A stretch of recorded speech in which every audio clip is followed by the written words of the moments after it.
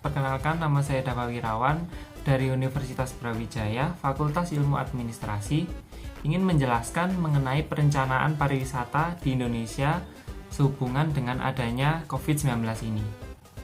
Prioritas Kementerian Pariwisata dan Ekonomi Kreatif juga bersama dengan semua kementerian dan lembaga lainnya adalah satu, yaitu mengatasi wabah dan dampak COVID-19.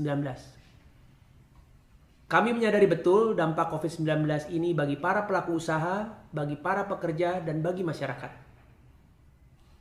Kita tidak hanya bicara mengenai kondisi ekonomi, namun yang terpenting saat ini adalah menjaga kesehatan dan keselamatan setiap individu masyarakat Indonesia.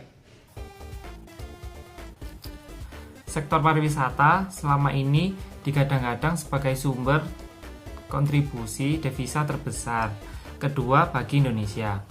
Namun, pandemi corona COVID-19 ini mengubah semuanya. Sejak adanya instruksi menjaga jarak sosial dan gaung beraktivitas, kita kan jadi berada di rumah saja dan melakukan work from home ataupun bekerja di dalam rumah. Nah, sektor pariwisata ini menjadi lesu karena kita sebagai pelaku atau orang yang masuk dalam dunia bidang pariwisata tidak bisa melakukan hal tersebut.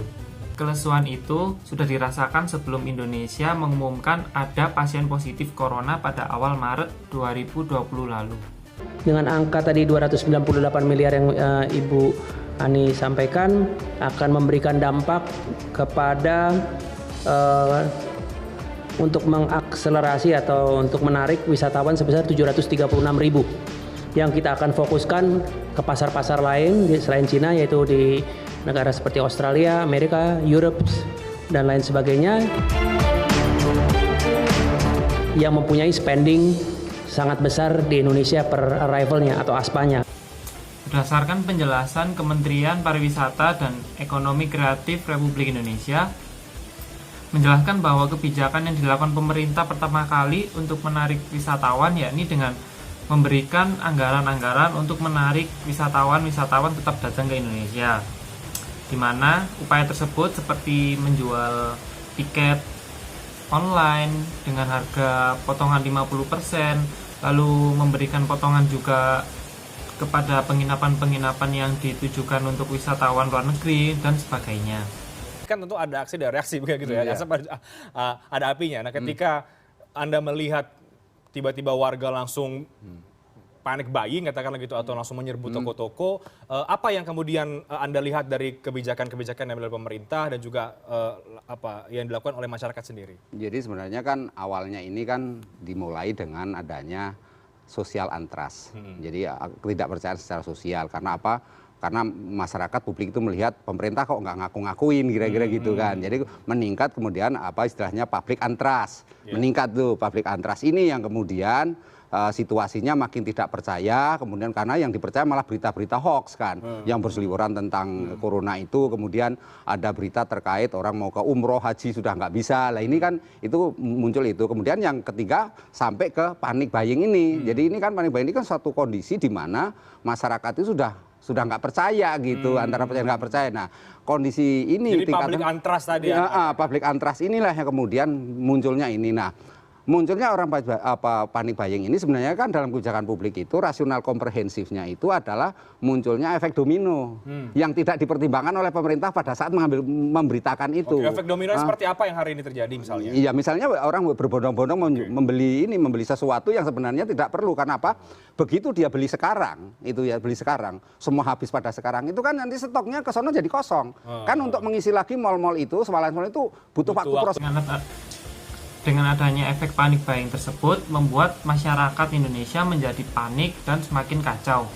Tidak pula terkecuali pariwisata Indonesia yang semakin kacau dikarenakan pelaku-pelaku atau pekerja pariwisata tersebut juga terkena 3 kondisi, yakni ada yang dirumahkan tapi tetap digaji, ada yang dirumahkan namun tidak digaji, dan yang terakhir ada yang langsung di PHK.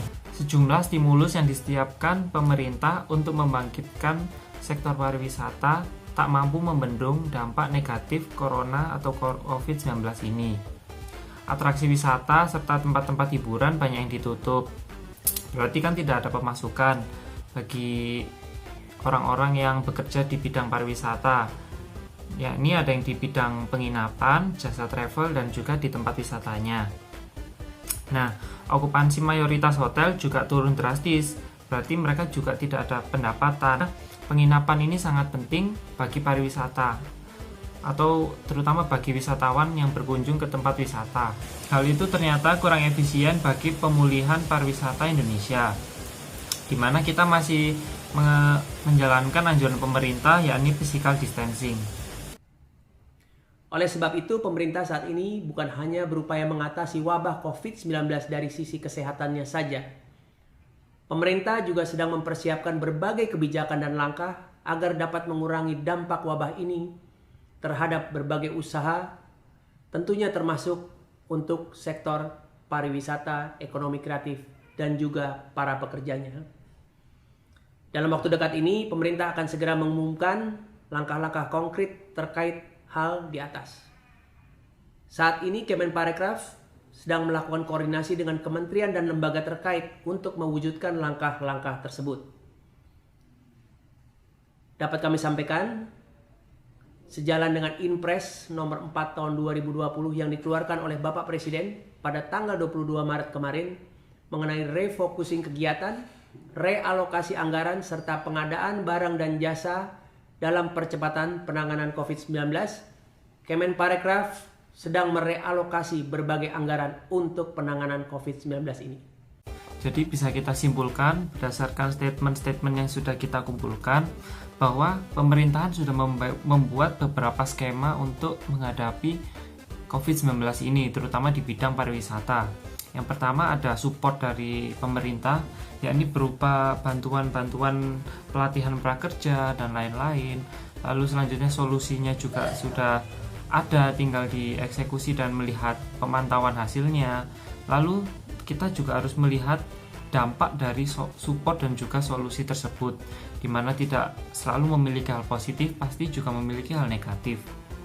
Nah, pemerintah sudah bekerja sama melalui Kemenpar dan juga Komisi 10 serta PHRI untuk membantu masyarakat atau pekerja-pekerja di bidang pariwisata agar tidak ketinggalan perekonomiannya.